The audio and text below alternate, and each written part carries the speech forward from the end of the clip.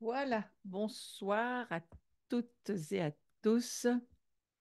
Nous sommes jeudi 8 février et il est l'heure de commencer ce cours, 19h01, juste à l'heure.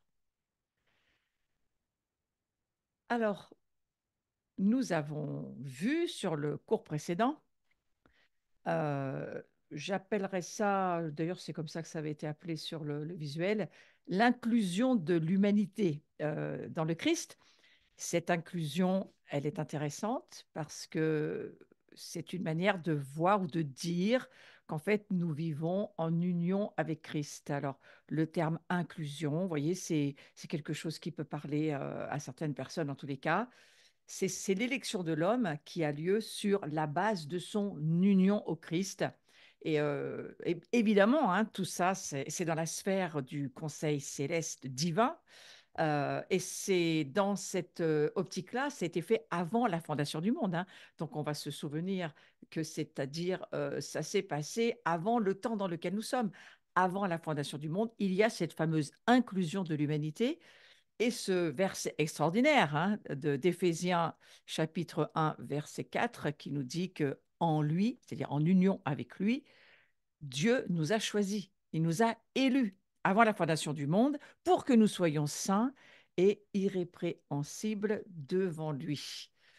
Vous comprenez bien pourquoi, pour pouvoir croire un tel verset, qui est une énormité spirituelle, hein, pour croire un tel verset. Alors, l'image vaut ce qu'elle vaut, hein, c'est juste pour aider un tout petit peu à se dire, mais au fond, cette incroyable capacité de Dieu, et que Dieu d'ailleurs nous donne, hein, pour non seulement faire partie de son corps, mais lui-même faisant partie de nous, nous devenons le tabernacle qu'il est, c'est quand même un très grand mystère. Et je trouve intéressant de penser que tout cela s'est fait avant la fondation du monde. Du reste, l'agneau de Dieu a été immolé avant la fondation du monde. Vous voyez, donc on a un cerveau absolument incapable d'intégrer ce genre de paramètres. Mais notre foi dit oui, amen. Notre foi dit, mais oui, Seigneur, c'est quand même merveilleux, cette relation d'amour entre Dieu, le Père et son Fils, cette relation essentielle, hein, puisque pour nous, c'est tellement essentiel de comprendre cela, la création de l'homme qui a été conçu, c'est-à-dire vraiment, c'est une conception spirituelle, hein, conçue dans le Fils unique pour que l'humanité lui soit unie, c'est-à-dire qu'elle soit incluse et qu'elle hérite en lui de toutes les bénédictions et qu'en lui, elle soit sainte et irréprochable. Moi, je trouve que c'est assez rassurant ce en lui, parce que vu ce que nous voyons de la vieille nature qui est considérée comme morte à la croix avec Christ, on n'en tient plus compte. Cette vieille nature, il faut la considérer comme n'existant plus, puisqu'elle meurt avec Christ sur la croix. Christ meurt pour que cette vieille nature, justement, nous n'ayons plus à vivre sous cette tyrannie de la chair, mais que nous puissions, par la foi, être cette nouvelle création, ce dont il est question dans ces quelques cours sur cette nouvelle création de l'homme, et où justement, eh bien, c'est lui en nous qui le vit, l'est, fait que nous devenons. J'ai aimé une petite intervention de Yuval Yanez je l'ai d'ailleurs mise sur ma page Facebook pour ceux qui avaient envie d'aller voir plus tard. C'est un petit peu aussi la réflexion de Yuval de se dire, mais c'est quand même assez extraordinaire que, au fond, à force d'être avec lui, de le refléter, de le contempler, nous devenons son image. Ça laisse quand même beaucoup à penser, hein. Devenir, être, c'est un verbe d'état, à la ressemblance de Christ, à son image. Alors, image, hein, c'est pas, ça signifie pas la photographie comme nous le comprenons aujourd'hui, mais c'est l'essence, hein. Nous sommes l'essence de Dieu. C'est quand même très fort. Et je crois que c'est en raison de son union au Fils unique, c'est cette union commune, c'est à cause de cette union que cette nouvelle création que nous sommes, eh bien, elle entre nécessairement, c'est une nécessité, elle entre dans le cercle de l'amour, puisque nous sommes et nous devenons à la ressemblance de Christ, et puis nous entrons donc dans cette communion extraordinaire. D'ailleurs, j'ai retrouvé un verset que je voulais lire sur ce sujet, que j'ai trouvé intéressant. Voilà, c'est 1 Jean 1,3 qui dit ceci: Ce que nous avons vu et entendu, nous vous l'annonçons à vous aussi, afin que vous aussi, vous soyez en communion avec nous. Et quand Jean écrit ce verset, sachant l'incroyable relation qu'il a avec Jésus, et qu'il est vraiment dans une intimité très profonde toute sa vie avec Marie, Myriam, avec laquelle il va partager, écouter son cœur et essayer d'écrire aussi tout ce qu'ils ont vécu ensemble. Et voilà ce que dit ce verset. Or, notre communion est avec le Père et avec son Fils, Jésus-Christ. Mais ce que je trouve assez extraordinaire, c'est que pour que nous puissions entrer dans cette union commune, il a fallu que Christ, lui, il sorte de la communion qu'il avait avec son Père. Il a fallu que lui aussi, non seulement il va s'incarner et il va, d'une certaine manière, il va vivre une mort spirituelle parce qu'il va être séparé de son père, mais il va vivre aussi une mort physique, bien sûr. Mais le pire du pire, c'est qu'il va être banni de un temps, hein, un temps, je ne sais, peux pas dire combien de temps, mais la Bible est très claire. Il est mort pour nos péchés, il est mort, hein. Il ne s'est pas endormi, ce n'est pas un réveil qu'il a vécu Jésus. Il a vécu une résurrection. Donc il est vraiment mort, et que ce bannissement spirituel loin de Dieu que nous avons vécu à cause de la chute, de la séparation d'avec Dieu, donc de la désunion, Jésus, lui, va venir vivre lui aussi cette désunion pour qu'on puisse rentrer dans la communion. Ça fait quand même réfléchir. C'est quelque chose qui m'a posé question. Je me suis souvenu de ce terme que emploie très souvent Derek Prince, que moi j'ai souvent été à méditer dessus parce que je trouve c'est intéressant. Euh, c'est ce verset de 1 Corinthiens 6, verset 17. Mais celui qui s'attache au Seigneur est avec lui un seul esprit. Celui qui s'attache au Seigneur, il est uni, mais il y a ce travail de s'attacher, et c'est intéressant de penser à ce que signifie ce verbe s'attacher. En fait, littéralement, ça veut dire celui qui est collé. Il adhère, c'est comme c'est cette fameuse colle là, on ne peut pas s'enlever, sinon ça arrache la peau, quoi. C'est une union impressionnante qui fait que euh, et regardez dans ce verset, le terme d'ailleurs attaché, il est dans un présent continu. C'est pas celui qui s'est attaché qui est uni. Non, non, c'est celui qui s'attache. En grec, c'est un présent continu, exactement de la même manière que nous sommes, les choses anciennes sont en train de passer, euh, nous sommes en train de devenir cette nouvelle création. C'est un présent continu. Et bien là, celui qui s'attache au Seigneur, c'est un présent continu. C'est-à-dire que c'est quelque chose qu'il faut jamais arrêter de faire, parce que si on s'arrête de s'attacher à Jésus, on perd cette union, on sort de cette union qui nous fait vivre, qui est notre vie. Donc combien c'est intéressant de se dire que Jésus est passé par là pour nous, quoi. C'est un amour extraordinaire. Et donc, avant la fondation du monde, Dieu, il avait cette idée de créer l'homme pour l'aimer. Et voyez jusqu'où il va en offrant ce fils en sacrifice, et euh, en passant par, on va dire, le pire des, le pire des chemins, je crois, qu'on puisse traverser, par amour. Combien ça nous montre, ça nous fait voir un amour extravagant de Dieu pour chacun d'entre nous. Donc, le plaisir de la paternité de Dieu, on va le lire dans Éphésiens chapitre 1, verset 5, nous ayant prédestinés dans son amour, et c'est prédestinés avant la fondation du monde, nous ayant prédestinés dans son amour à être ses enfants d'adoption par Jésus-Christ, selon le bon plaisir de sa volonté. Donc cette relation d'amour, elle est absolument extraordinaire, et c'est cette idée, voilà, c'est cette idée que c'est un plaisir sur lequel il faut, je crois, s'arrêter quelques minutes. Ouais, parce que parfois, il me semble qu'on a du mal à voir le plaisir que nous sommes pour Dieu. On nous a tellement fascinés, franchement, à nous dire qu'on était des pécheurs et ça allait jamais, qu'on n'était jamais à la hauteur de rien.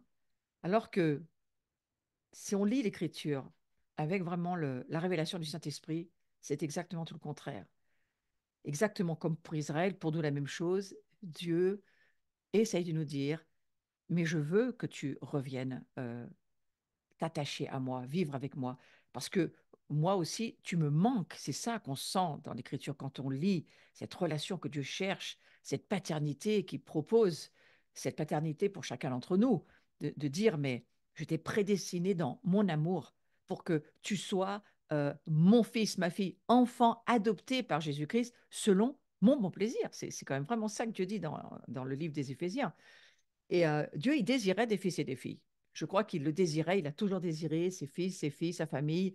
C'est quelque chose qu'on sent aussi Israël, combien quand on lit Jérémie, les lamentations de Jérémie, combien de fois le Seigneur va dire, Yeshurun, Yeshurun, j'en peux plus, tu me manques, reviens, reviens. En fait, Dieu passe son temps à dire qu'il faut qu'on revienne, hein. Et c'est intéressant de se dire que Dieu, il a déterminé d'avance, dès avant la fondation du monde, que nous serions pour lui des fils et des filles. C'est son cœur, c'est ce qu'il veut. Il a décidé que notre relation personnelle avec lui, ça serait une relation de fils et de filles, pas de serviteur ou de je ne sais quel ministère. C'est pas du tout dans le cœur de Dieu. Et hélas, bien souvent, il y a une espèce de formatage à l'intérieur de beaucoup de personnes. Je ne sais pas si c'est une affaire de confession, mais combien de fois j'entends les gens me parler de ministère, de service, et des fois je me dis, mais est-ce qu'on a notion que Dieu c'est un père, c'est notre père, c'est pas un chef d'entreprise hein, seulement. C'est un père d'abord avant d'être un chef d'entreprise. C'est un père avant d'être quoi que ce soit d'autre. Alors, c'est à considérer parce que c'était indispensable que la créature humaine, elle reçoive cette filiation par son union au Fils unique. Et cette filiation, j'en ai parlé dans les cours précédents, cette filiation, eh bien, elle est accordée par Jésus, quoi. Il nous ramène à la réalité de ce qu'est le cœur de Dieu pour sa famille. Il veut une famille de fils et de filles. Et par la médiation du Fils, eh bien, c'est dans la sainteté et dans l'amour divin que nous sommes appelés à vivre. Donc ça manifeste euh, le désir de Dieu d'avoir des fils et des filles qu'il adopterait pour lui. Ouais, c'est pour lui qu'il veut des fils et des filles. Parce qu'il s'agit d'une filiation à l'égard de Dieu lui-même. C'est pour l'amour de son nom tout ce qu'il fait. C'est lui qui le fait et il le fait pour l'honneur de son nom. Souvent, il le dit dans la parole, selon le bon plaisir de sa volonté. Il est Dieu, il fait ce qu'il veut, il choisit qui il veut. Et si vous a choisi, gloire à Dieu, c'est merveilleux, il faut se réjouir d'être reconnaissant. Alors oui, mais je ne peux pas me réjouir. Certains vont me dire parce qu'il n'a pas choisi la voisine d'à côté. D'abord, je ne sais pas s'il n'a pas choisi la voisine d'à côté. En plus, ça ne devrait pas nous empêcher de nous réjouir que qu'il en soit, que Dieu nous dise que on fait battre son cœur. C'est quand même merveilleux de savoir ça. Il s'agit d'un plaisir secret. Je crois que c'est très, très profond, enfoui dans le cœur de Dieu et que c'est de toute éternité, puisqu'on vient de lire que c'était avant la fondation du monde. Ce plaisir de Dieu, il est avant la fondation du monde. Avant même, c'est qui il est, c'est sa nature, c'est comme il est.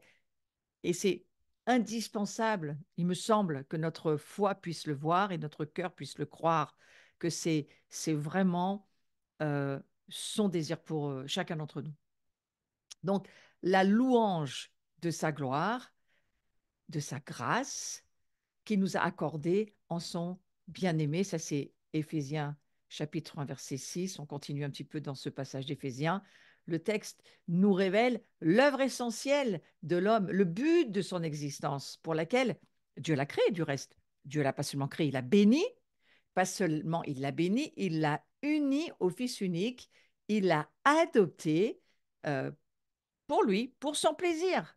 Donc, pourquoi est-ce que nous pouvons rendre gloire à Dieu lorsque nous saisissons et que nous vivons l'expérience de l'amour du Père pour nous et que nous ne le vivons pas comme voilà, une idée dans notre cerveau, mais que ça devient vraiment quelque chose qu'on expérimente et qui nous transforme? C'est ce gouvernement de l'amour, moi j'appelle souvent ça comme ça, le royaume de Dieu est gouverné par l'amour, est gouverné par cette nature de Dieu, et le rôle essentiel de l'homme, c'est de se tenir dans la présence de Dieu à la louange de gloire. La louange de gloire de sa grâce. Parce que ce trône de la grâce, il est tout le temps là. Mais je le redis, cette grâce, elle doit fleurir et prendre de la hauteur, de la largeur, de la profondeur. Qui dit grâce dit amour, qui dit amour dit gloire. Et c'est cette gloire-là qui doit prendre de plus en plus de poids en nous. Puisque la signification du mot gloire, c'est un poids que nous portons. Et lorsque nous portons ce poids, eh bien, on en est bien conscient. On en veut toujours plus du reste, parce que c'est tellement merveilleux de porter le poids, une partie hein, du poids de la gloire de Dieu. Donc, comment Dieu conçoit-il la création de l'humanité? Eh bien, on a ici une révélation claire, qui me paraît très juste et claire, de la manière dont Dieu la conçoit. Et elle serait céleste, elle serait bénie, mais pas seulement, unie au Fils de Dieu. Donc, vous voyez, c'est cela qui nous fait vivre. C'est cette union commune de nos esprits, cet attachement auquel nous travaillons. Attachez-vous, attachez-vous. Alors oui, il y a ce verset aussi que je voulais relire par rapport au cours d'aujourd'hui sur l'attachement parce que c'est intéressant. Il faut juste que je retrouve, mais je vais vous le lire ici. Moi et mon Père, moi et le Père, nous sommes un. Ça, c'est Jean, chapitre 10, verset 30. Nous sommes un, et c'est dans cette fameuse union et cette fameuse idée d'être attaché que je trouve que c'est fort d'y penser. Et puis voilà, c'est ce fameux 1 Corinthiens 6, 17 que je disais tout à l'heure. Mais celui qui s'attache au Seigneur est, c'est pas il est avec lui un seul esprit. Donc cette union, cet attachement au Seigneur fait de nous qui nous sommes. C'est une affaire d'identité. Il est un seul esprit. Moi, prions là-dessus ce soir, frères et sœurs. Je veux m'attacher au Seigneur. Je veux tout faire pour ne jamais qu'on puisse me décoller de mon union avec Jésus. C'est des manières de le dire, hein. On peut le dire de diverses manières, mais ça c'en est une pour dire, mais cet attachement, c'est ma vie au fond. Et on pourrait dire j'embrasse la croix ou j'embrasse Christ, on peut le dire de diverses manières, mais le texte nous dit celui qui s'attache. Donc ce terme attaché, je le trouve extrêmement important parce que c'est cette idée de s'attacher continuellement dans un présent continu, de ne jamais s'arrêter de s'attacher au Christ. Donc ce soir, je prie que chacune d'entre nous, on ne cesse de s'attacher au Christ et que rien, absolument rien ne nous y empêche. Et que tous les obstacles qui voudraient nous y empêcher, nous puissions en avoir une révélation, nous puissions les combattre, leur dire, comme on l'a dit suffisamment souvent à Bordeaux avec toutes les femmes, c'est fini, on en a marre, Satan, ça suffit maintenant, tu nous lâches, parce que nous, on veut, notre but, c'est de jamais, jamais être décollé du Christ et que cet attachement devienne de plus en plus fort, de plus en plus profond. J'ai envie de dire de plus en plus productif, parce que l'union produit. Ah oui, c'est un homme, une femme, quand ils s'approchent un peu trop près, ça va donner une production, hein, et la famille va s'agrandir. Eh bien, c'est la même chose dans la vie de l'esprit. Si notre esprit s'unit à l'esprit de Dieu, l'esprit de Christ, le Père, le Fils, l'Esprit Saint, ça va produire quelque chose. Ça va produire de la gloire, selon moi. Ça produit des œuvres spirituelles, ça produit des révélations, ça produit un mouvement en nous qui nous fait bouger dans le domaine de la gloire de Dieu. Alors, euh, voilà, c'est quand même, je trouve, quelque chose à considérer, cette conception, hein, quand je dis comment Dieu conçoit la création, c'est-à-dire que la conception de qui nous sommes, comment dans son esprit il nous a conçus pour être comme lui, pour lui ressembler, pour être comme ce Fils qui nous envoie, pour nous dire, vous n'êtes plus de la création qui vient de la poussière, on va le voir dans la suite de ce cours, mais maintenant, moi, je vous crée dans une autre substance, une autre dimension, une autre création qui n'a rien à voir avec la première, qui n'a rien à voir avec la poussière, qui n'a rien à voir avec le côté terrestre. Moi, je fais de vous des êtres spirituels. Frères et sœurs, c'est extraordinaire d'y penser. C'est à partir de là où notre foi s'ouvre, ouvre un portail et où nous pouvons comprendre l'écriture comme quelque chose qui est réel. Les réalités sont dans l'invisible et ce que Dieu est en train de nous dire, c'est totalement la réalité, beaucoup plus vraie que celle qu'on voit avec nos yeux de ce monde. Et notre foi, elle commence à forger en nous la personne du Christ et pas seulement l'être spirituel de la nouvelle création que nous sommes en lui. et que Dieu prévoit que nous soyons. Donc une humanité créé pour se tenir devant Dieu. Waouh! En sa présence. On est créé pour ça. On est créé pour l'adorer. On est créé pour chanter. On est créé pour lui, pour son plaisir. Ouais. Et la grâce de Dieu, au fond, c'est un peu comme le miel, la crème. Hein. C'est quand on fait un plat puis qu'on rajoute un peu de la crème fraîche, oh, c'est carrément meilleur en général. Hein. Et c'est la crème de la crème. Et c'est cette humanité que nous sommes de se dire, mais nous sommes le plaisir de Dieu, quoi. C'est juste merveilleux. Souvenons-vous-en, souvenons-nous-en. Et il prend plaisir aussi, je crois. Alors c'est le visuel suivant que j'aimerais bien voir, c'est créer pour se tenir devant Dieu. Parce que cela, nous devons le saisir. Hein. C'est nous tenir, voilà, en sa présence, pour louer, chanter la gloire de sa grâce. Chaque fois que nous sommes dans sa présence, nous sommes, nous vivons. Ça y est, nous vivons, nous continuons à vivre. Et alors, on va apprendre à ne plus jamais quitter sa présence. On va apprendre dans cette nouvelle création à ce qu'il ne nous quitte plus jamais. On va devenir des pots de colle. C'est un petit peu à ça que je pense ce soir. Ouais. Allez, prions pour que nous soyons des pots de colle pour le Christ. Et souvenez-vous de ça, une colle, on ne peut pas, il y a certaines colles, vous pouvez pas enlever l'adhérence, c'est pas possible. Eh bien, c'est ce à quoi, je crois, Dieu s'attend. Attachons-nous. Et Dieu, il prend un grand plaisir à nous faire des choses que lui seul peut faire. Donc, on se retrouve, en fait, on va avoir à faire des choses, on est incapable de les faire. C'est pour ça que je peux vous dire que je suis sûre, quand quelqu'un me dit c'est quelque chose que Dieu me demande, mais oh, je suis incapable de faire ça. Ah bah, en général, c'est Dieu. Ce que Dieu te demande, c'est ce que tu es incapable de faire. Parce que justement, il veut recevoir la gloire lui seul, l'honneur et la louange lui seul.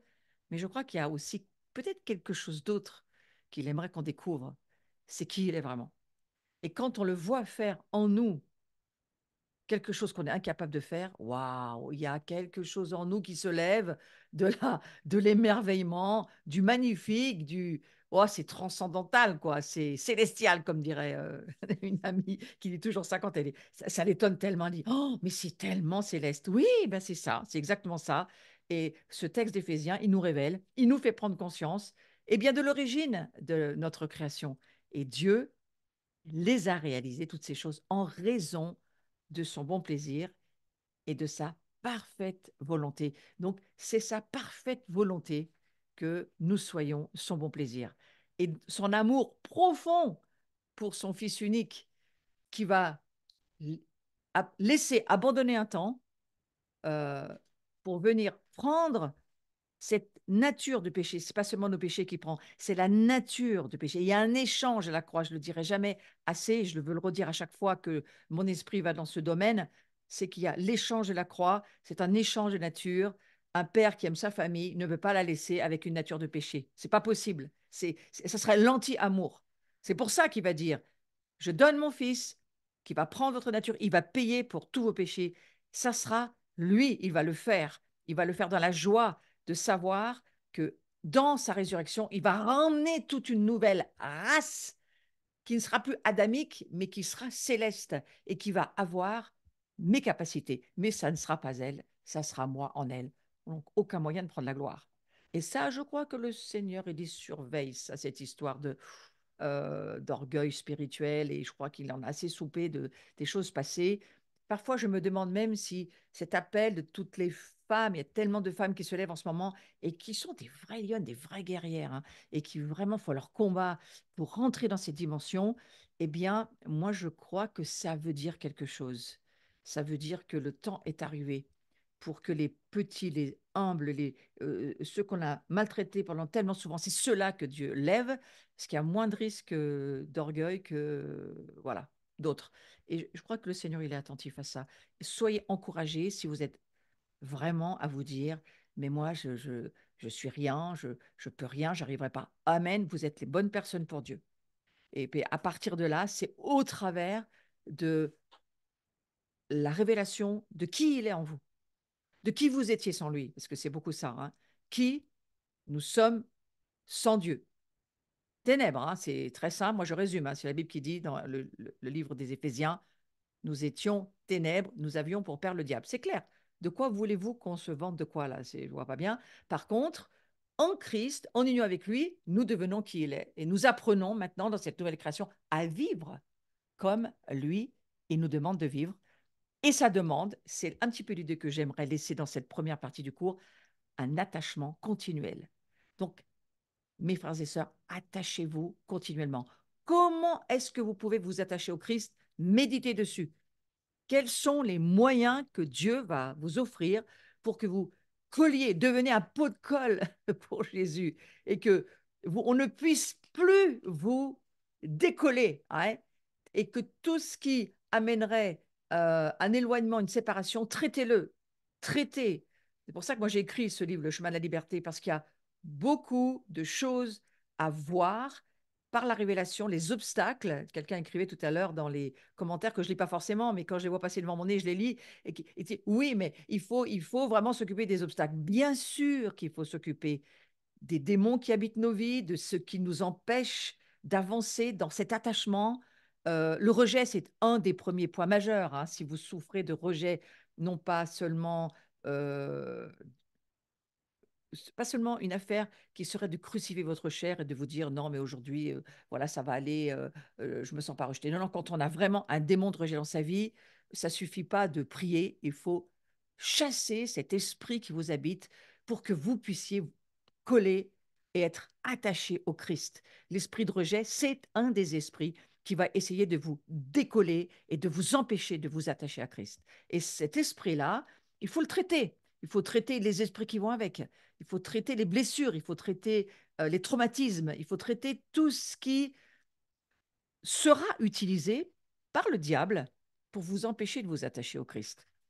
Le diable ne fait que ce qu'on lui laisse faire, je vous le rappelle, sachant qui nous sommes dans cette substance que nous sommes, cette nouvelle création que nous sommes par la foi, qui nous sommes dans ce que la parole de Dieu dit que nous sommes, je crois que très vite le diable va perdre une quelconque puissance qu'il aurait sur nos vies. Mais il faut savoir qui nous sommes, qui est Dieu dans la révélation et aussi comment travaille le diable pour nous pourrir notre vie, parce que c'est ça qu'il fait, et nous détruire, et s'il peut nous tuer, parce que c'est ce qu'il va essayer de faire. Donc il faut quand même être au courant du programme et se dire, waouh, mais quand même, cet amour de Dieu, cette puissance, notre esprit en union avec le Père et le Fils et l'Esprit Saint, en plus, se créer famille pour vivre ensemble, pour avoir de la puissance ensemble, où on va pouvoir euh, laisser cet amour de Dieu gouverner dans des endroits où la substance de Dieu même va faire les choses. C'est pas seulement l'onction qui sort de nous, c'est la gloire de Dieu, elle vient, elle s'installe et elle fait les choses. Pour que la gloire de Dieu soit accueillie, qu'elle se sente à l'aise et qu'elle se sente bien, moi je le vois de plus en plus, il faut beaucoup d'union, beaucoup d'amour entre les gens, il faut une harmonie, hein, céleste, il faut vivre dans l'atmosphère du ciel, ça s'apprend, mais je crois que ça vient. Moi, je crois que le Seigneur va nous permettre d'arriver à cette réalité spirituelle qu'il nous demande de vivre dans Jean 17. Moi, le Père et le Fils, nous sommes un, et c'est à l'amour que vous avez les uns les autres que le monde va me connaître, c'est-à-dire que c'est la puissance de l'amour de Dieu dans notre union commune, pas seulement avec le Père, le Fils et l'Esprit Saint, mais aussi les uns les autres. C'est cette union commune, c'est-à-dire cette espèce de mariage dans lequel nous entrons, qui va faire que il va y avoir de la puissance directement, en direct, du ciel sur la terre. Et la volonté de Dieu va se faire aussi de cette manière-là. Il a beaucoup de manières de faire Dieu. Donc voilà, je vais terminer juste ce moment pour dire que euh, cet amour profond que Dieu a pour chacun de nous, au travers du Fils, pour que l'homme soit, en définitive, qu'est-ce que Dieu cherche au travers de tout ça? Essayer de nous dire, eh bien, que il souhaite que ce soit la créature la plus proche, la plus aimée, qui se tienne là devant lui, intimement unie à son Fils, pour le louer, le chanter et le glorifier. Et c'est cela que nous faisons lorsque nous adorons Dieu. Je vous rappelle, seul notre esprit s'unit à l'Esprit de Dieu. L'âme, oui, elle aide, elle est là, elle fait de son mieux, hein, elle va, elle va remercier, elle va avoir de la reconnaissance, mais l'union commune des esprits. Donc c'est notre esprit ensemble, et c'est ce que le Père est vraiment, il cherche. Jésus a dit, hein, je cherche des adorateurs, pas avec leur âme, en esprit et en vérité. Ouais. Et cet esprit que nous sommes, c'est toute la joie du Père, lorsque nous savons et que nous avons la révélation de ce que son cœur, lui, de Père, il est pour nous et qu'il a fait pour nous au travers de Jésus. Amen. Amen, Seigneur, pour ce moment magnifique. Et puis, je vais enchaîner sur la... Je vais aller sur le début de la création de l'homme. Parce que c'est une deuxième partie sur laquelle je vais. Cette nouvelle création de l'homme, eh bien, moi, je réalise une chose. Dieu, il commence pas à créer l'homme avec une nature céleste. Et il commence pas à tout lui donner d'un coup. Vous savez, un peu comme on aurait un enfant, puis allez, on amène tout, on lui donne tout, il a tout dès sa naissance. C'est pas du tout ça que Dieu fait. Et je crois il a vraiment, on a besoin de découvrir en fait comment ça fonctionne avec Dieu. Donc il commence pas à créer l'homme avec une nature céleste, ni à le doter des grandes bénédictions du ciel. Et d'ailleurs, il lui accorde pas l'union avec le Fils tout de suite. Hein, vous voyez. Non, non, regardez ce qu'il commence à faire. Donc il commence à le créer à partir de la poussière du sol. Et en lisant cela, je me suis dit, de la terre comme au ciel. Ouais. Et ça nous rappelle bien sûr le Notre Père, hein, euh, comme au ciel sur la terre. Mais moi, j'ai voulu écrire de la terre comme au ciel parce qu'au fond, il commence à le créer à partir de la poussière du sol et il le fait progresser par étapes successives. Donc, c'est quand même ça qu'on vit. On vit des étapes successives jusqu'à ce transfert de la terre au ciel. Ouais. Vous voyez, c'est quand même fort de se dire, nous, nous commençons, d'ailleurs Paul va l'expliquer beaucoup de fois dans ses épîtres, tout commence dans le naturel pour finir dans le spirituel. Et il y a une raison à ça dans le cœur de Dieu. Et je crois que Dieu, il sait ce pourquoi il fait les choses de cette manière-là. Donc il crée d'abord à partir de la race adamique. Et ensuite, cette race adamique, elle va se terminer avec Christ. Ça sera le dernier Adam pour nous amener dans une autre étape. Et moi, je crois que c'est vraiment l'étape de ce temps avant le retour de Jésus, en fait, cette étape où nous sommes recréés, on pourrait dire ça comme ça, une recréation, une nouvelle créature, kainos, créature qui n'existe pas, que personne n'a jamais vue, personne n'a jamais entendu. Même les anges y prennent des notes parce qu'ils disent, tiens, c'est quand même un truc bizarre, on ne connaît pas ça. En fait, c'est Dieu qui nous crée d'en haut. Et on va avoir à le voir par la foi. Donc Dieu, il décide que la création de l'homme serait à son image, à sa ressemblance, en prévision de ce qui devait se réaliser dans l'essence même de son être. C'est-à-dire, lui, il savait qu'il allait créer l'humanité dans la matrice, hein, c'est ce que dit certaines traductions, de la matrice de Christ. Il est la genèse de qui nous sommes, le Christ, et le Père le savait. Et qu'il deviendrait manifeste à la fin des temps. Donc, je crois que c'est maintenant normal que certains écrits, moi je m'inspire beaucoup du livre de Mata El-Maskin, hein, pour ceux qui lisaient, vous allez reconnaître beaucoup de ses écrits parce que je m'en sers beaucoup. Je me sers aussi de révélations d'autres livres, hein, d'autres auteurs, beaucoup de Derek Prince toujours, parce que pour moi c'est un docteur de la parole qui m'a amené tellement d'aide dans mes révélations. Mais aujourd'hui, je me dis, c'est le temps de Romains 8, la manifestation des fils et des filles de Dieu. C'est le temps. Nous sommes dans le temps de la manifestation de la gloire de Dieu. Et si vous écoutez la voix prophétique autour de vous, pas que les Américains, même les Français, l'Europe, vous entendez beaucoup de prophètes qui vous disent c'est le temps de la gloire de Dieu, c'est maintenant. Moi, je l'ai entendu d'une façon très claire en 2022, je ne m'attendais pas du tout à ça, que le Seigneur me dise ça. Mais voilà, et c'est pour ça que je creuse ce sujet, euh, parce que je crois que c'est vital de rentrer dans la révélation. C'est comme pour Nicodème, hein, je vous le redis, euh, pour voir quelque chose, pour entrer dans quelque chose, pour entrer dans la révélation du royaume de Dieu, il faut le voir, et le voir, il faut la foi. Donc il nous faut beaucoup de la parole de Dieu qui produit la foi, et la foi qui nous permet de voir et d'entrer dans les réalités invisibles qui deviennent pour nous finalement des réalités visibles, parce qu'on les voit. Et on sait qu'elles sont là. Et on a juste à remercier le Seigneur parce que, au fond, même si elles ne sont pas encore créées, on les voit, elles sont là et on sait qu'elles existent. Vous savez parfaitement que vous êtes sauvés. Vous savez parfaitement que vous ne mourrez plus. Vous savez parfaitement que vous allez passer dans une autre dimension.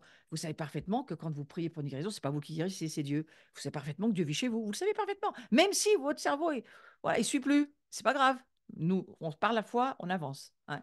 Donc, on voit que Dieu décide que cette création, elle serait à son image. Et combien j'ai trouvé intéressant, hein, intéressant que Yuval, aujourd'hui, mette ce message sur sa page Facebook, que j'ai repris sur la mienne.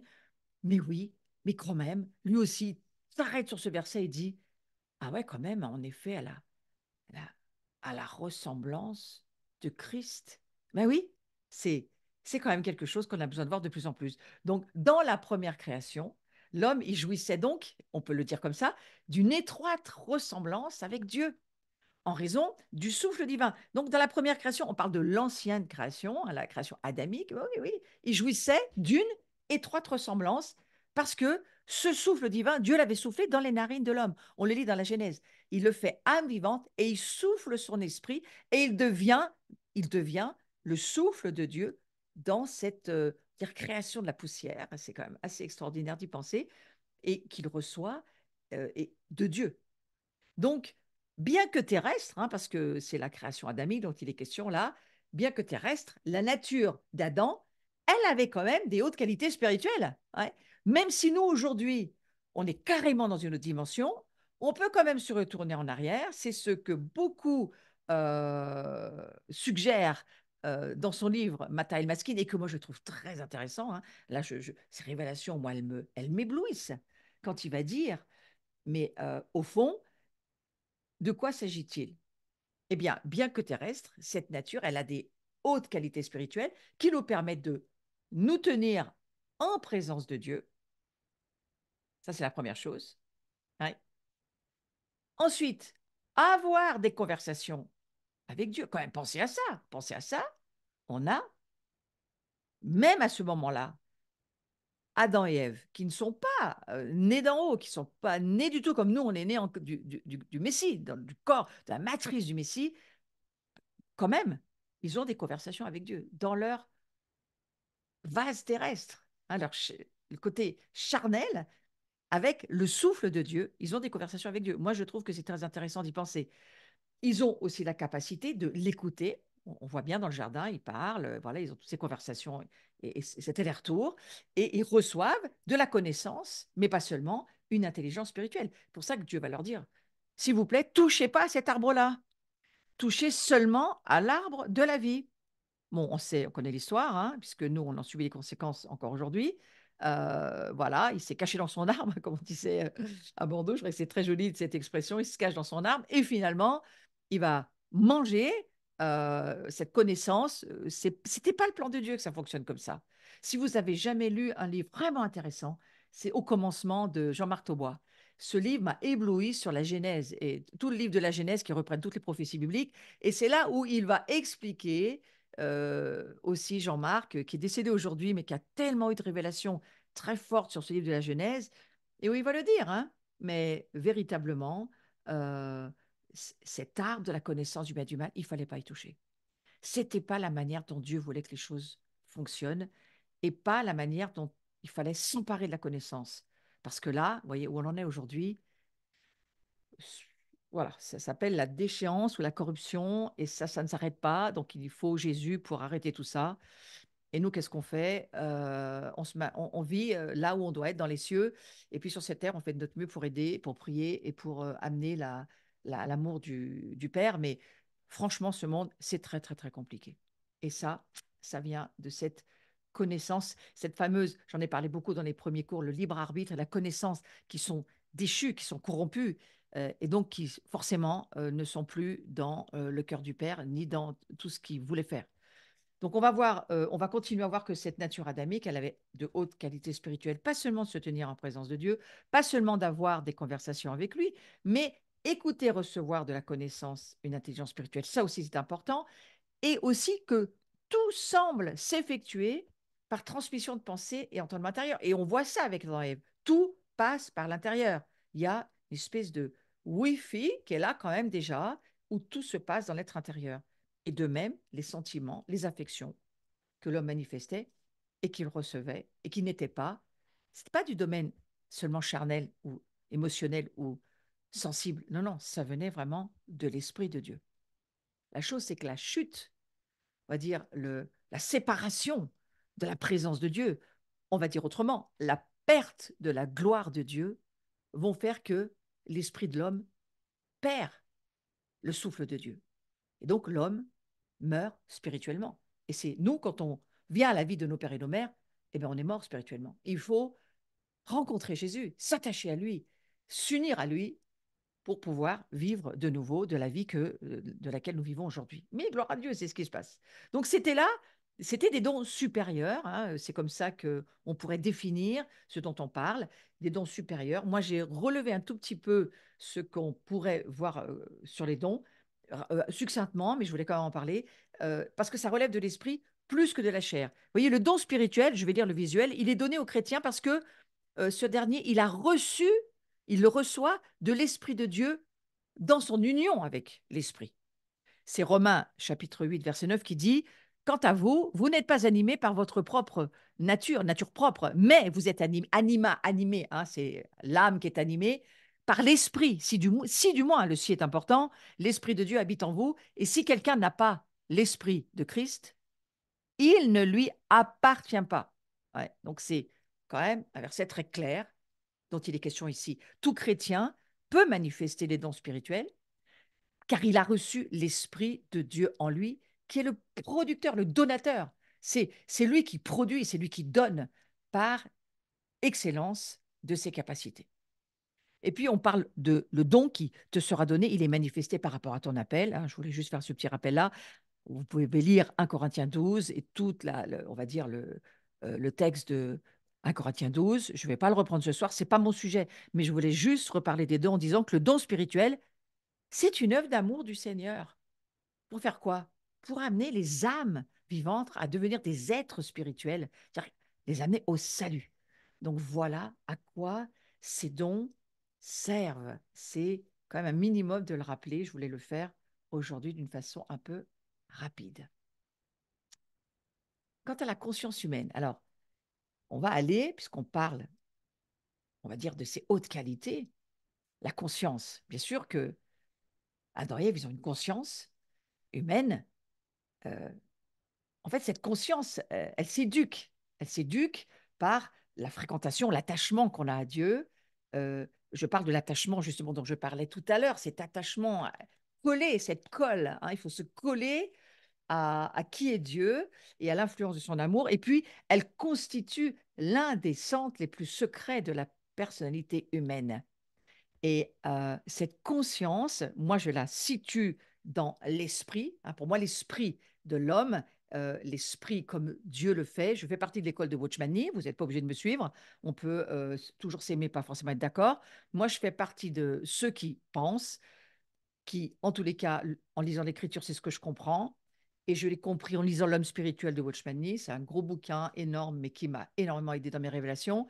Et qui dira, l'esprit de l'homme, il est fait de la conscience, de l'intuition et de la communion. Alors que l'âme, elle est faite, elle, de la volonté, de la pensée, de l'intelligence et des émotions. Alors, on ne peut pas dire qu'on est des cases, hein, mais c'est une manière tout de même de voir, quand la Bible dit que nous sommes un esprit qui a une âme qui vit dans un corps, c'est une manière de voir à la manière dont Dieu nous a fait, d'une certaine manière.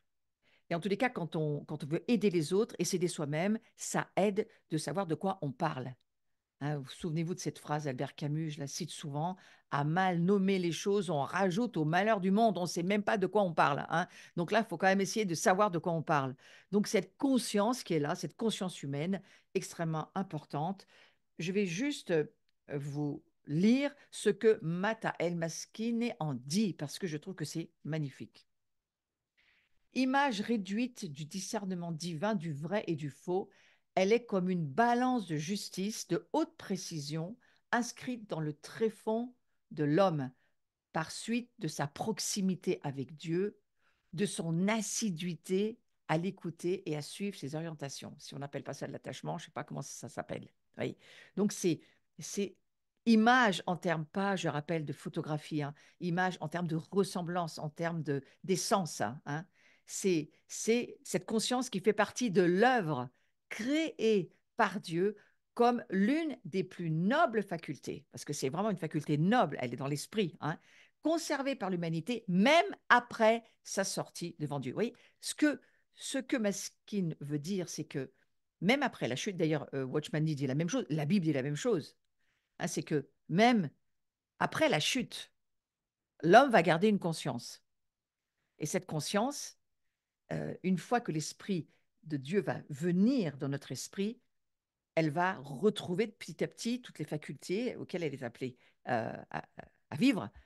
Mais ceci dit, elle est quand même là. Hein. Cette voix qu'on entend dans notre conscience, enfant, on n'a pas encore donné notre vie à Jésus, même certains adultes, hein, incroyants, mais ils ont une voix au fond d'eux qui parle. Ouais, cette conscience. Moi, je crois que ça vient du monde de Dieu, du cœur de Dieu. C'est vraiment une marque du, du monde spirituel. Et donc, toute la conscience au sein de l'humanité, à son niveau supérieur, s'avère être, au fil des siècles, plusieurs choses. Et donc, j'ai cherché un petit peu aussi comment on définit la conscience, parce que c'est important de le comprendre ce soir. Eh bien, c'est le témoin le plus fort de l'héritage spirituel que l'humanité a conservé du paradis perdu.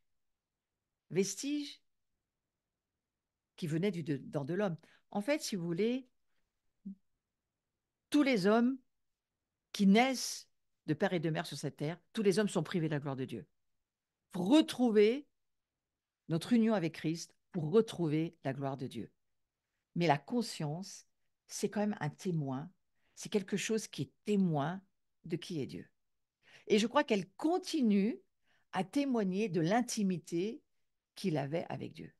Donc c'est pour ça que j'ai mis dans cette définition témoin de l'héritage spirituel de l'humanité, de ce jardin d'Éden, du cœur de Dieu, on pourrait l'appeler ça comme ça, de cette relation que Dieu voulait avoir avec sa famille, avec ses enfants, mais pas seulement. Il ne voulait pas seulement une relation, il voulait de l'intimité. Et c'est cette intimité-là, je crois, dont il est question.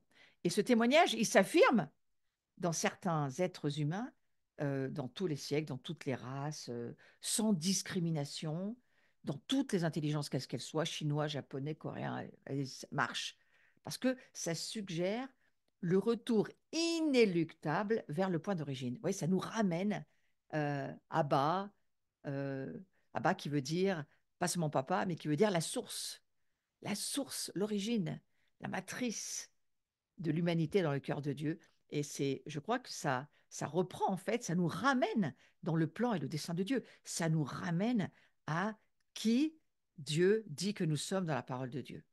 Donc, parmi l'héritage que peut avoir l'être humain et le fait que, en fait, au même niveau que la conscience, il y a aussi ce que moi j'appelle l'intuition, qu'on peut appeler aussi la sensibilité spirituelle. Oui, c'est deux choses qui sont en nous et qui auront besoin de vivre d'une certaine manière une résurrection au travers de Jésus, mais elles sont là. La sensibilité spirituelle, elle est là. Sa définition, alors j'ai essayé de chercher la définition de l'intuition, ce n'est pas tout à fait évident. Et en tous les cas, Google, on n'est pas toujours d'accord sur tout.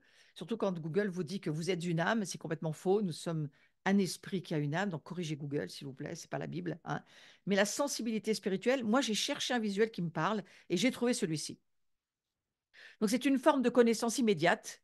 Ça, c'est la Rousse hein, qui nous dit ça.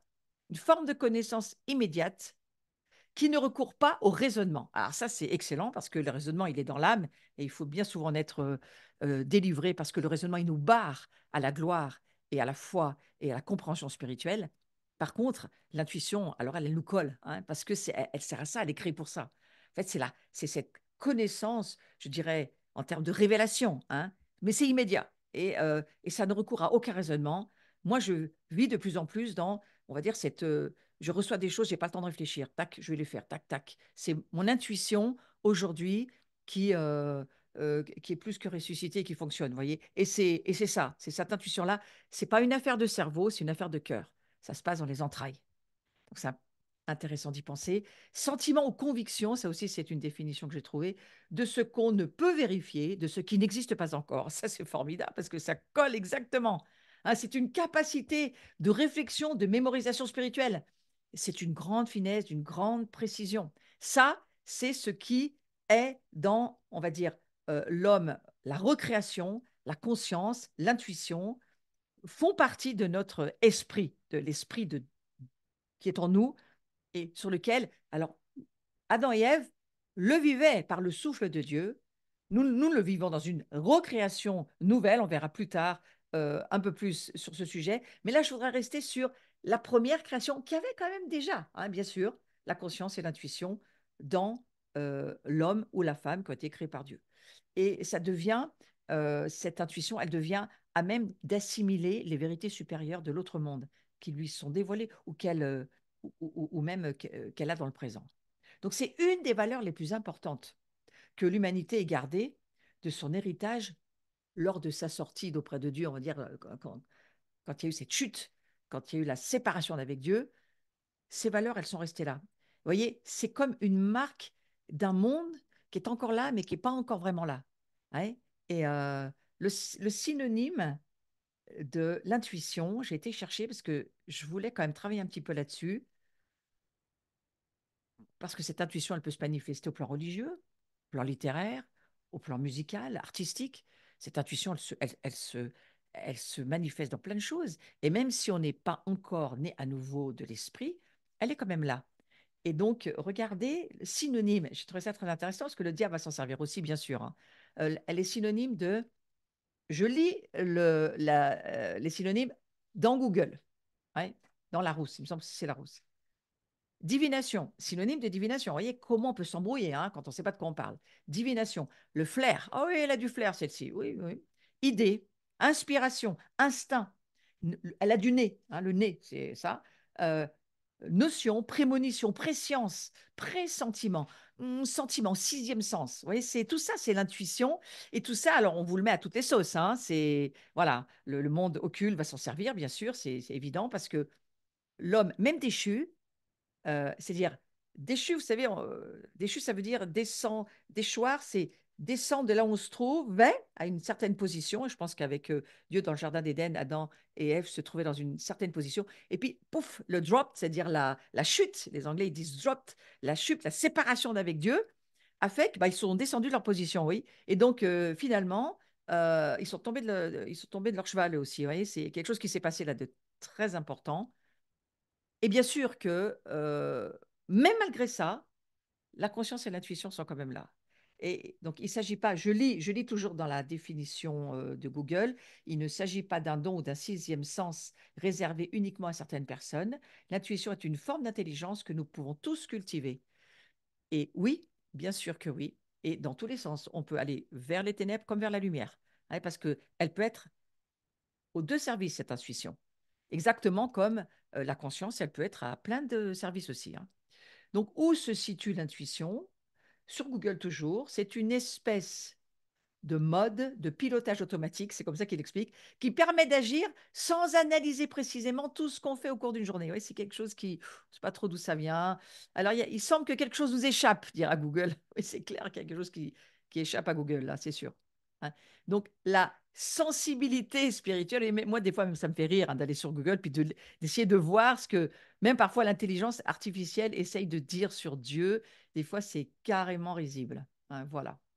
Mais en tous les cas, la sensibilité spirituelle, donc on parle de l'intuition, hein, elle témoigne avec éloquence d'où vient l'homme et vers quoi il se dirige. Il y a quelque chose qui nous parle lorsqu'on réfléchit sur ce qu'est l'intuition dans l'être humain. Et pourquoi ce témoin, hein, je trouve c'est tellement important. Alors, ce visuel, je l'ai cherché. Ah oui, j'ai fini par en trouver un qui a fini par me parler. Parce qu'au fond, oui, l'intuition, elle nous amène dans des dimensions très intéressantes quand c'est Dieu, très dangereuses quand c'est pas Dieu. Mais en tous les cas, elle témoigne d'où vient l'homme. Et je crois qu'elle témoigne. Elle se manifeste parfois à des degrés qu'on ne peut pas imaginer. Hein. Je vais vous donner un exemple, ça va vous parler tout de suite. Vous savez, ces fameux prodiges, ces personnes prodiges. Ces personnes un enfant qui a 8 ans, qui est capable d'exécuter des pièces musicales d'un plus grand compositeur, il n'a jamais vraiment pas étudié plus que ça son instrument, et tout à coup, il y a un don qui se développe impressionnant. Ou alors, vous savez, ceux qui sont capables de faire du calcul mental, qui ont à peine 10 ans et qui ont des niveaux de QI impressionnants. Vous avez aussi des personnes qui sont capables de parler je ne sais combien de langues sans avoir tellement étudié. Ça vient d'où tout ça? Moi, je crois que ça nous parle d'un monde d'avant. Ça nous parle des cas exceptionnels qui nous indiquent qu'il y a une richesse, il y a quelque chose qui est enfoui dans la sensibilité spirituelle de l'être humain, une intuition, une mémoire, quelque chose qui vient d'ailleurs. Et selon moi, qui vient d'un monde de Dieu. Donc voilà, apprenons à être sensibles, à peut-être faire des liens avec ce qu'on pourrait entendre sur cette terre, qui nous disent, mais bien sûr qu'il y a eu quelque chose avant et bien sûr qu'il y aura quelque chose après aussi, de la même manière, hein. Donc ces cas, ils rendent compte de ce qu'était l'homme et de ce qu'il sera lorsqu'il aura atteint le but de sa création. Et c'est quoi le but de la création, finalement? Eh bien, c'est d'être la noble image de Dieu. Vous voyez, c'est à cela que vont servir la conscience et l'intuition quand tout ça, ça va être au service de Dieu, rempli de l'esprit de Dieu, régénéré, recréé, rempli de cette substance divine et ça s'appelle pour moi la gloire de Dieu. Et voilà, ça rend compte quand même. Et même là, on parle d'avant la chute d'une race adamique qui venait de la poussière, mais dont l'esprit de l'homme, dans lequel l'esprit de l'homme va souffler, eh bien, déjà là, on peut se rendre compte. Tant la conscience que la sensibilité spirituelle ou la communication de la pensée avec Dieu, même sans parole, l'entendement intérieur, les sentiments, les affections échangées avec Dieu, toutes ces choses qui étaient privilèges, qui font partie de l'héritage de l'homme et de la femme, hein, de la créature humaine, qui a reçu le souffle de Dieu pour ressembler à Dieu, sont là, c'est vraiment présent, c'est extrêmement intéressant de réfléchir à cela. Alors, est-ce qu'une créature corruptible faite de poussière pouvait s'accorder pour toujours avec Dieu? En tout cas, on sait que nous, on a vu dans l'histoire, hein, de l'humanité, mais non, elle s'est avérée incapable de le faire, incapable de se maintenir au niveau de la créature faite à l'image de Dieu, à sa ressemblance. Moi, je pense que Dieu, il était au courant. Dieu savait ces choses, parce qu'il est Dieu. Et on rappelle que le libre arbitre et la connaissance que Dieu avait accordé à l'homme, hein, pour être à son image, à sa ressemblance, cet incroyable privilège que Dieu va accorder à Adam et Ève, hein, pour lui dire, mais voilà, tu vas être à ma ressemblance, à mon image, mais tu ne touches pas à cet arbre de la connaissance du bien et du mal. Tu ne manges que de l'arbre de la vie, cet arbre-là, c'est celui qui te fait vivre. Et il y a quelque chose qui s'est embrouillé là, vous voyez. Et aujourd'hui, on doit être extrêmement sensible à le voir par la foi. Parce que nous aussi, aujourd'hui, attention à quel arbre nous mangeons et dans quel arbre nous nous cachons. Combien de fois on va se cacher parce qu'on veut pas vraiment voir la vérité, il va y avoir un déni, il va y avoir quelque chose, et ça va nous cacher, nous aussi, et ça va nous séparer de la gloire de Dieu. Donc aujourd'hui, je crois qu'on va terminer sur cette idée que Adam et Ève ont utilisé vraiment cette connaissance de la mauvaise manière. Ils ont transgressé la voix de Dieu, la parole de Dieu, et ils se sont opposés au vouloir divin pour devenir comme Dieu avec la mauvaise connaissance, le mauvais arbre. Et c'est ce qui aujourd'hui pose tellement de problèmes à l'humanité. Donc, vous voyez, ce Christ qui revient et qui nous ramène dans l'union. Et moi, je vais beaucoup creuser dans cette affaire de séparation, mais aussi d'union, cette union qui fait qu'aujourd'hui, waouh, mais Jésus nous a absolument tout rendu.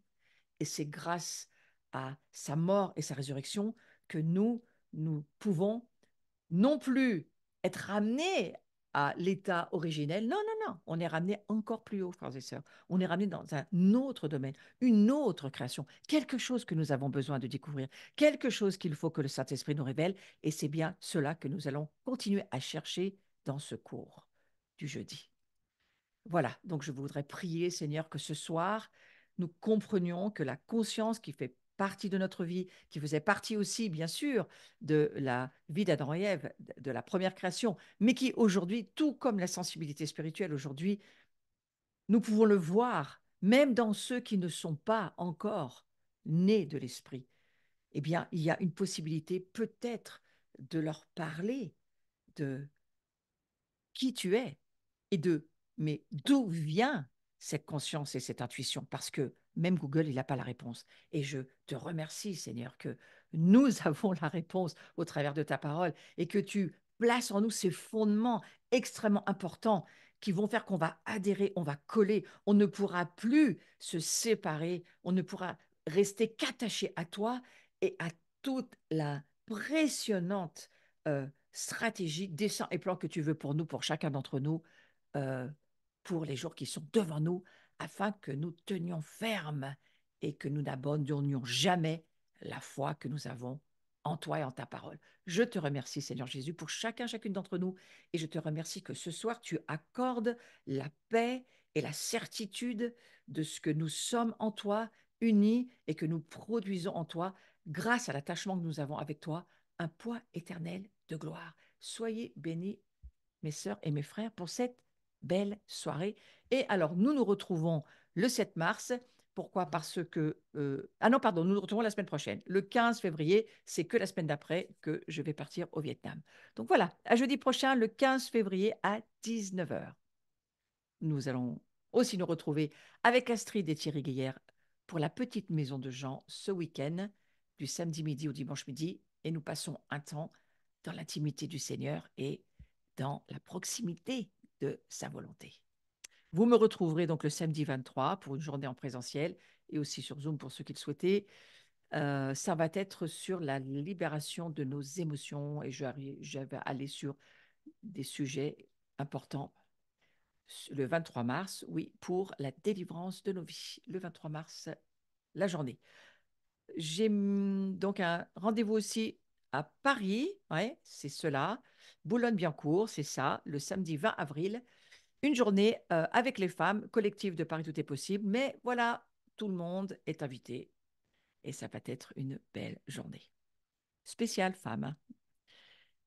Ensuite, gardez votre date pour le CEDER de Pâques. C'est un rendez-vous en ligne.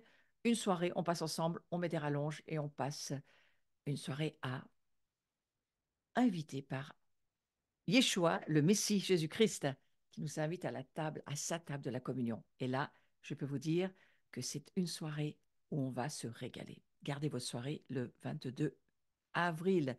La grande maison de Jean avec Carlos, Myriam Aguila, moi-même, le père Jean-Michel Tour, et il y aura bien d'autres aussi invités. Mais l'important, c'est qu'on y soit tous et que ce soit une belle maison où on va, eh bien, vous savez quoi? On va lui faire plaisir à Dieu, on va passer du temps avec lui, parce que je crois que lui aussi voudrait passer un peu des vacances avec nous.